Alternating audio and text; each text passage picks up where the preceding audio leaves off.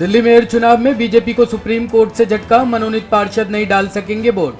दिल्ली में मेयर के चुनाव को लेकर आज सुप्रीम कोर्ट ने आम आदमी पार्टी को बड़ी राहत दी है। कोर्ट ने पहली मीटिंग में चुनाव करवाने के निर्देश दिए हैं। इसके लिए 24 घंटे के अंदर नोटिस जारी करने के लिए कहा है। आज सुप्रीम कोर्ट ने आदेश दिया कि मेयर चुनाव में मनोनीत पार्षद वोट नहीं कर पाएंगे। आपको बता दें कि आम आदमी पार्टी शुरू से मांग कर रही थी कि मनोनीत पार्षदों को वोटिंग करने का अधिकार ना दिया जाए। आज सुप्रीम कोर्ट में दिल्ली की जनता की जीत हुई है, आम आदमी पार्टी की जीत हुई है और अब 2.5 महीने बाद दिल्ली को मेयर मिलेगा, डिप्टी मेयर मिलेगा। और जो दिल्ली वालों ने एक सपना देखा था कि उनकी दिल्ली भी एक साफ़ सुथरी दिल्ली हो, एक शानदार दिल्ली हो, उस तरह की दिल्ली बनने की तरफ एक कदम उठाएगी। इस 2.5 महीने में ये पता चलता है कि किस तरह से भारतीय जनता पार्टी और एलजी साहब ने मिलकर गैर कानूनी तरीके से सारे के सारे निर्णय ले रहे थे।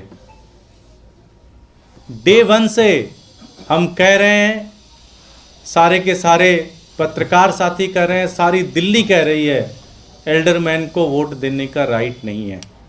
आज सुप्रीम कोर्ट ने कह दिया कि एल्डरमैन को वोट देने का राइट नहीं है। नंबर 1, हम हर जगह कह रहे थे, भारत के संविधान में लिखा है, डीएमसी एक्ट में लिखा हुआ है कि पहले मेयर का चुनाव होगा और जब एक बार मेयर चुन लिया जाएगा फिर मेयर की जिम्मेदारी होगी डिप्टी मेयर और स्टैंडिंग कमेटी के चुनाव कराने की।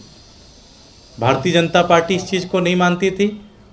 आज सुप्रीम कोर्ट ने वो भी बिल्कुल क्लियर कर दिया कि मेयर का चुनाव पहले होगा, मेयर जब कुर्सी पे बैठ जाएंगी फिर मेयर की जिम्मेदारी होगी डिप्टी मेयर और स्टैंडिंग की वोटिंग कराने की। तीसरा जो एक सबसे महत्वपूर्ण चीज़ रहा, सुप्रीम कोर्ट ने बड़ा क्लियर डायरेक्शन दिया एलजी साहब को कि 24 घंटे के अंदर नोटिफिकेशन निकाल के बताओ कि किस दिन आप चुनाव कराओगे। आज सुप्रीम कोर्ट ने जिस तरह का निर्णय लिया है ये दिखाता है उन्होंने भारतीय जनता पार्टी और एलजी के गाल पर एक जोरदार तमाचा मारा है और बताया है कि ये भारत का संविधान है, इसको अच्छे से पढ़ लो और इसके हिसाब से ये देश चलेगा। तुम्हारी ये जो कुछ भी गैर कानूनी तरीके निकालते हो इस तरीक़ों से नहीं चलेगा। हम सुप्रीम कोर्ट ऑफ इंडिया का, चीफ जस्टिस का बहुत बहुत धन्यवाद करते हैं। आज इस देश के लोगों का जो भरोसा है वो सुप्रीम कोर्ट में और बढ़ेगा और मजबूत होगा।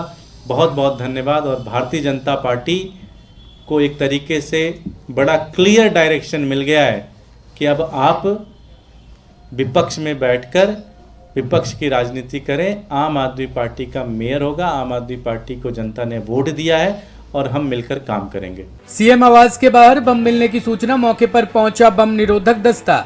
उत्तर प्रदेश सीएम आवास के बाहर बम मिलने की सूचना मिली है। घटना की जानकारी मिलते ही मौके पर बम निरोधक दस्ता पहुंचा। इस बात की जानकारी के बाद मुख्यमंत्री आवास की सुरक्षा बढ़ाई गई है और मुख्यमंत्री आवास के आसपास की जगहों पर छानबीन की जा रही है। इसके साथ ही मौके पर पहुंचे अधिकारियों का कहना है कि दिल्ली मुख्यालय में बम मिलने की फर्जी सूचना दी गई। इसके साथ ही मौके पर पहुंचे अधिकारियों का कहना है कि मुख्यालय में बम मिलने की फर्जी सूचना दी गई। जानकारी के अनुसार जैसे ही लखनऊ में मुख्यमंत्री आवास के बाहर बम मिलने की कॉल पुलिस को आई तो उसके बाद सुरक्षा बढ़ा दी गई। जब कॉल मिलने पर आसपास के इलाके की तलाशी ली गई तो ये फर्जी कॉल निकली। हालांकि एहतियात के तौर पर सीएम आवास के आसपास के इलाके में चेकिंग की जा रही है। देखिए, कंट्रोल रूम से एक कॉल प्राप्त हुई थी जिसमें बताया गया था कि मैम दोबारा बोलते भाई बोलने शांत रहिए सब लोग जी। कंट्रोल रूम पर एक सूचना प्राप्त हुई थी जिसमें बताया गया था कि सीएम रेसिडेंस के पास में बम रखने की सूचना है। इस पर जो हमारी निर्धारित एसओपी है उसके तहत कॉल को तत्परता से ट्रेस किया गया और साथ में ही जो स्टैंडर्ड प्रोटोकॉल है सुरक्षा की उसको इम्प्लीमेंट करते हुए यहाँ पर बीडीडीएस की टीम्स द्वारा पूरे एरिया को सघनता के साथ चेक किया गया है और साथ साथ में जो यहाँ पर पूरा सुरक्षा का प्रबंध होता है, जो हमारा जो फोर्स यहाँ पर सुरक्षा व्यवस्था में लगा होता है उसको भी उसके द्वारा भी यहाँ पर मैनुअल रूप से चेक किया गया है और साथ में पूरे एरिया को हमारे द्वारा स्कैन किया गया है। जो स्टैंडर्ड एसओपी है उसके तहत जो आगे की इसमें कार्रवाई है वो की जा रही है। इस कॉल को ट्रेस करते हुए जो भी जिसने भी ये कॉल दी थी उस कॉल को पूर्ण रूप से ट्रेस करते हुए आगे की कार्रवाई इसमें की जाएगी।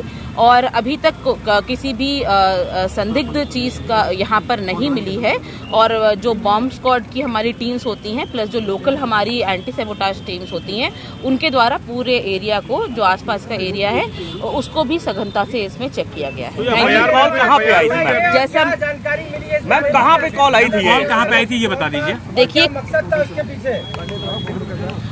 कॉल कंट्रोल रूम पे आई थी और कंट्रोल रूम के पास से दिल्ली कंट्रोल रूम से ये कॉल आई थी।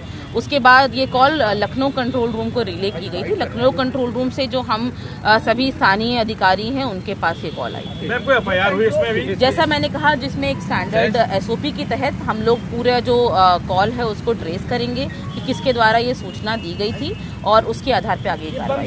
की धमकी थी कि रखने की धमकी थी, क्या थी एग्जैक्ट सूचना आप लोगों को मिली क्या थी? थोड़ा बता दीजिए। मैंने अभी बताया जैसे कि ये बताया गया था कि सीएम रेसिडेंस के पास में बम रखने की सूचना है। ठीक है, ओके, थैंक यू मैम। अब मैम अलग से बात कर लीजिएगा। तेलंगाना में ट्रक से हुई बस की टक्कर, 49 लोग बुरी तरह घायल, 15 की हालत गंभीर। तेलंगाना के निजामाबाद जिले में भयानक सड़क हादसा हुआ है। राष्ट्रीय राजमार्ग 23 पर ट्रक और बस की टक्कर में करीब 49 लोग बुरी तरह घायल हो गए हैं। बताया जा रहा है कि बस के आगे चल रही ट्रक के ड्राइवर ने अचानक ब्रेक लगा दिया जिससे बस दुर्घटना का शिकार हो गई। हादसा अरमूर कस्बे के परकेट गांव के बाहरी इलाके का बताया जा रहा है। जानकारी के मुताबिक राजधानी ट्रेवल्स नाम की निजी बस हैदराबाद से नागपुर की ओर जा रही थी। इसी दौरान रास्ते में बस हादसे का शिकार हो गई। टक्कर इतनी जबरदस्त थी कि बस का अगला हिस्सा पूरी तरह से क्षतिग्रस्त हो गया है। जानकारी के मुताबिक बस में करीब 50 लोग यात्रा कर रहे थे। 49 घायल यात्रियों में से 15 की हालत गंभीर बताई जा रही है। ब्यूरो रिपोर्ट, टीम तफ्तीश न्यूज।